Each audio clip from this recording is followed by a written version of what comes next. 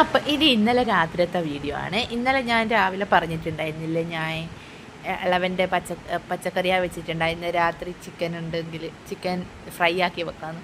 പക്ഷേ chicken fry ആക്കിയില്ല. Chicken എടുത്ത് പുറത്ത് വെച്ചപ്പോഴാണ് ഞാൻ ഓർത്തത് ചമ്മന്തി അധികം രാത്രികളും പൊടിക്കുക. അപ്പോൾ ചിക്കൻ്റെ ചമ്മന്തി പൊടിച്ചാലോ എന്ന് ആലോചിച്ച് അങ്ങനെ ചിക്കൻ്റെ ചമ്മന്തിയാണ് കേട്ടോ പൊടിക്കുന്നത്. അപ്പോൾ ഇതാ ചിക്കൻ നല്ല ഒരു എല്ലില്ലാത്ത എല്ലുണ്ടെങ്കിൽ കുഴപ്പമില്ല, എല്ല് മാറ്റിയാൽ മതിയല്ലോ.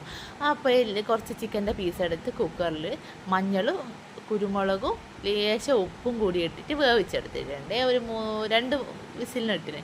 അപ്പോൾ അതിന് ശേഷം അതൊക്കെ ആറിയതിന് ശേഷം ഒരു പാന് വെച്ച് വെളിച്ചെണ്ണ ഒഴിച്ച് വെളിച്ചെണ്ണ ചൂടായി കഴിഞ്ഞ പാട് അതങ്ങ് ഓഫാക്കി വെക്കുക. അതിന് ശേഷം അതിലേക്ക് ചുവന്ന മുളകും ലേശം മഞ്ഞൾ പൊടിയും ഉപ്പും ചേർത്ത് ഒന്ന് ചൂടാക്കിയിട്ട് അതിന് ശേഷം ഈ വേവിച്ച് വെച്ച കഷ്ണങ്ങൾ എടുത്തിട്ട് ചെറിയ ഇങ്ങനെ പിച്ചി ഇട്ട് കൊടുക്കുക. അതിന് ശേഷം മാത്രം ഗ്യാസ് ഓൺ ആകണ്ട. കാരണം ഈ ചുവന്ന മുളക് പൊടി നമ്മൾ എണ്ണയിലിടുമ്പോൾ നല്ലപോലെ മൂത്ത് പോവും. അപ്പോൾ അതിൻ്റെ മണമൊക്കെ അങ്ങ് മാറും.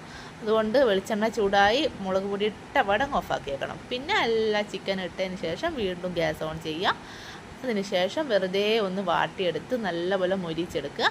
ഒന്ന് വാടി വരുമ്പോൾ അതിലേക്ക് കുറച്ച് ചെറിയ ഉള്ളിയും കറിവേപ്പില ചപ്പും കൂടി ഇട്ടിട്ട് ഒന്ന് വഴറ്റി നല്ലപോലെ ചൂടാക്കിയെടുക്കുക. പിന്നെ അത് ഒന്ന് മിക്സിയിലിട്ട് ക്രഷ് ചെയ്തെടുക്കുക.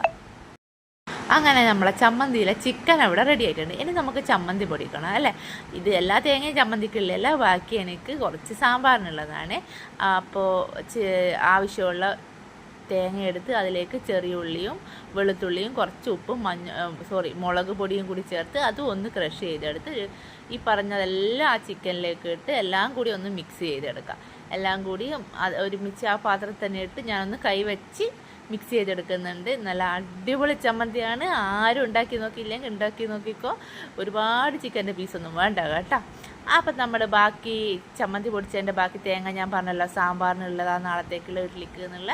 അപ്പോൾ ആ തേങ്ങ ഞാൻ അവിടെ വറുത്ത് വെച്ചിട്ടുണ്ട്. അതിന് ശേഷം രാവിലെ പൊതിർത്ത് വെച്ച ഉഴുന്നും അരിയും ഒക്കെ ഞാൻ പെട്ടെന്ന് തന്നെ അടിച്ചെടുക്കുന്നുണ്ട്. രാത്രി സമയം ഒത്തിരി ലേറ്റ് ആയിട്ടുണ്ട്. അപ്പം മോക്ക് ഉറക്ക് വന്നിട്ടുണ്ട്. മക്കൾക്ക് ഭക്ഷണമൊക്കെ കൊടുക്കണം, ഒന്നും കൊടുത്തിനുമില്ല. അപ്പം ഞാൻ